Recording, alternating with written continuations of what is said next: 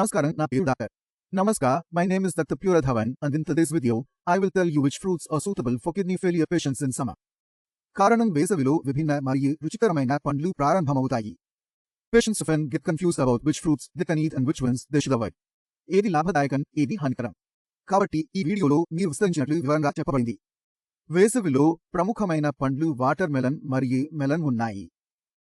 ఇప్పుడు కీలకంగా పుచ్చకాయ మరియు పెద్దకాయలు కిడ్నీ ఫెయిల్యూర్ పేషెంట్లకు మంచి వాటిని అందిస్తాయి. దానివల్ల ఎలాంటి హాని ఉండదు. కానీ ముఖ్యం అనేది మనం ఎంత పరిమాణంలో తీసుకున్నామో తెలుసుకోవాలి. ఎందుకంటే రెండింటిలో వాటర్ కంటెంట్ ఎక్కువగా ఉంటుంది. కాబట్టి మనం పరిమాణాన్ని తక్కువగా తీసుకోవాలి. అందువల్ల మీరు వాటర్ మెలన్ లేదా మెలన్ తినాలనుకుంటే మీరు గమనించాల్సిన విషయం ఒక బౌల్ తీసుకోవాలి. So you can cut it into pieces, peel it and make a chart out of one bowl. మీరు నిమ్మకాయ లేదా ఏదైనా రోల్ చేయాలని కాదు. You can have it in moderation. వేసవిలో మరెన్నో పండ్లు వస్తాయి.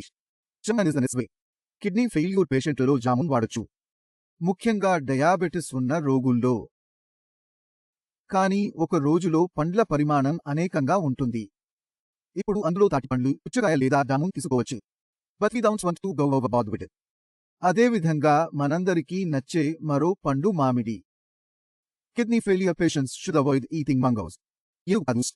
Vicks mango has a heating effect రెండవది. మామిడిని వండినప్పుడు దానిపై ఒక ప్రత్యేక రసాయనాన్ని ఉపయోగిస్తారు. ఈ రసాయనం మా కిడ్నీలకు కష్టమైన పరిణామాలు కలిగించవచ్చు. అందుకే ప్రీకాషనరీ బేసిస్ లో అదిగిస్తాము. మూడవ అతిపెద్ద కారణం మామిడి పుల్లగా ఉండటం. ఇది చాలా అధిక విటమిన్ సి ఉన్నది. ఇది అనేక అస్కార్బిక్ యాసిడ్ ఉంటుంది.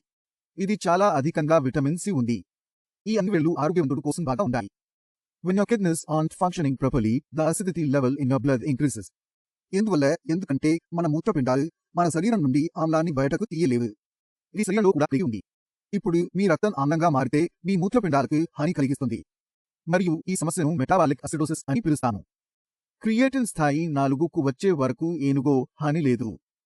అర్థం ఇది 0.6 నుండి 4 వరకు మెటాబాలిక్ అసిడోసిస్ సాధారణ రోగిలో కనిపించడం లేదు. కానీ క్రియేటినిన్ 4 దాటిన వెంటనే జీవక్రియ అసిడోసిస్ ప్రారంభమవుతుంది. That is, the acid becomes so strong that it can harm the kidneys. ఇప్పుడు మీరు ఈ పరిస్థితిలో మామిడిని తీసుకోవడం వల్ల మీ శరీరంలో యాసిడ్ ఎక్కువగా ఉంటుంది.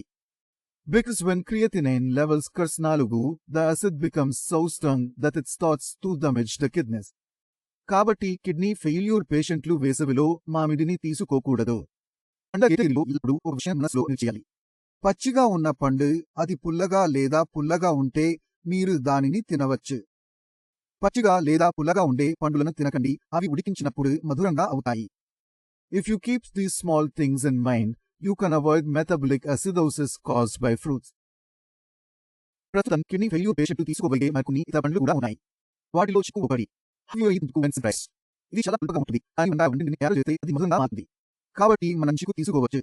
కానీ ఈ రూపంలో ఉన్న కివిను తీసుకోలేదు.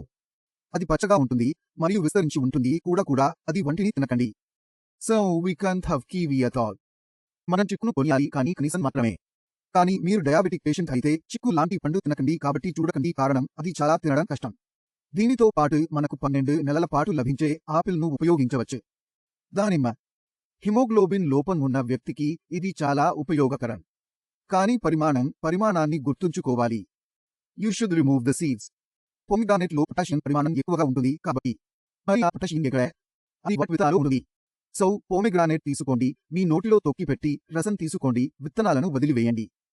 Take out the seeds so that your body gets strength, but the amount of potassium does not increase. ఇప్పుడు వేసవిలో మనం సాధారణంగా చూడే ఒక పండు ఉంది, అది అంగురం. You should avoid grapes altogether. కారణం వీటితో ఒకే సమస్య ఉంటుంది కాబట్టి.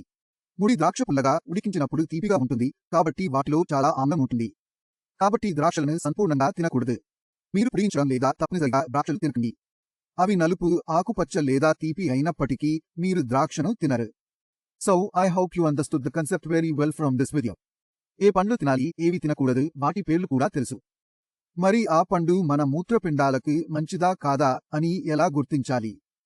You now have all the information about it. అయినా మనసులో ఏవైనా సందేహాలుంటే, ఏదైనా అడగాలనుకుంటే మా డాక్టర్ టీం ఎల్లప్పుడూ అందుబాటులో ఉంటుంది. మీరు వారితో మాట్లాడవచ్చుకోవచ్చు. Let me show you some reports. Please take a look at them. మరి ఈ ఛానల్లో ఉన్న మిగిలిన వీడియోలను ఒక్కొక్కటిగా చూడండి. So you will get a good idea of what is good for you and what is not in your condition. మీరు మీ creatinine ఎలా తగ్గించవచ్చు, డయాలసిస్ లేకుండా, మార్పిడి లేకుండా మీ శరీరాన్ని ఎలా చక్కగా ఉంచవచ్చు. ఇప్పుడు నేను వీడియోలో ముందు వెళ్ళడానికి ప్రయత్నిస్తాను. తర్వాత కలవడానికి కాదు. అందరికీ నమస్కారం.